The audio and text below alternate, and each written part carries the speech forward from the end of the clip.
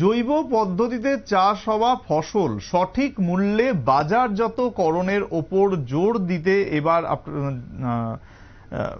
উত্তর ত্রিপুরা জেলার যুবরাজনগর কৃষি মহকুমার উদ্যোগে একটি প্রদর্শনীমূলক কর্মসূচি অনুষ্ঠিত হয় বুধবার বালিধুম এডিসি ভিলেজের বৈঠাংবাড়ি বাজার শেডে।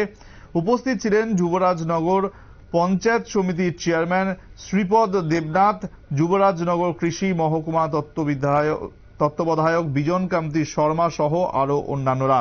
কর্মসূচিতে বহিরাজ্যে রপ্তানির জন্য কৃষকদের কাছ থেকে জৈব পদ্ধতিতে উৎপাদিত প্রায় ১৬০০ কুইন্টাল প্রজাতির আনারস ক্রয় করে ব্যবসায়ীরা।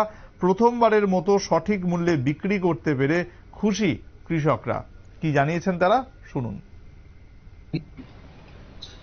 এমওবিসিডি এনিআর প্রকল্পে জৈব চাষে যুবরাজনগর কৃষি মহকুমায় প্রায় ২৭৫ হেক্টর জায়গাতে জৈব চাষ হচ্ছে। বিভিন্ন ধরনের ফল, বিশেষ করে আনারস, আদা, হলুদ এবং সুগন্ধি ধানেরও চাষ হচ্ছে। এই মহকুমায় প্রায় ৩৫০ জন জৈব চাষী আছেন যারা এমওবিসিডি এনিআর প্রকল্পের আওতায়।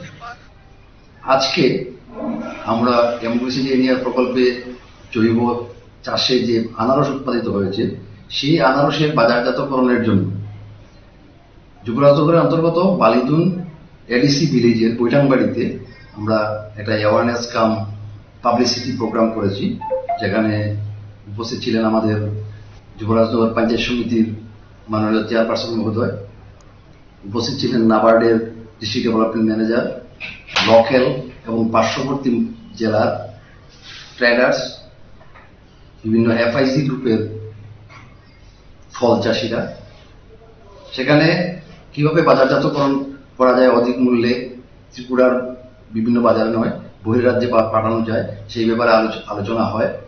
এবং সেখানে কিছু ট্রেডার্স, লোকাল ট্রেডার্স, ওনারা ইন্টারেস্টেড হন।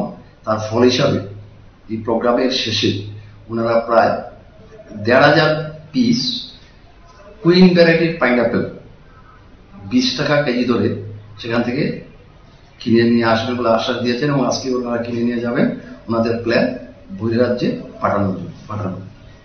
তো আমরা বিভিন্ন এফআইসি গোষ্ঠীর যারা প্রডিউসার আছেন ওনাদেরকে অনুরোধ করেছি যাতে ওনারা প্রোডাকশনটা আরো বাড়াতে পারেন এবং বিভিন্ন বাজারে মার্কেটিং এর জন্য আমরাও এমওবিসিডি এনিআর প্রকল্পের আওতাধীন যে সুযোগ সুবিধাগুলি আছে, যেমন একটা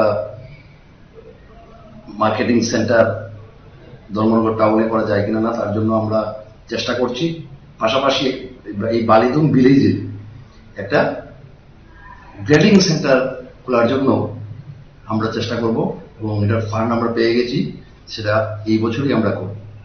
আমরা আশা করছি যুবরাজনগর কৃষি মহকুমার অন্তর্গত যে জৈব চাষিরা আছেন ওনাদের উৎপাদিত ফসল ওনারা অধিক মূল্যে শুধু ত্রিপুরা রাজ্যে নয় ভারতবর্ষের বিভিন্ন বাজারে বাজারজাত করতে পারবেন এবং তাতে যে সরকারি সহযোগিতা আছে সেই সহযোগিতা আমরা করব।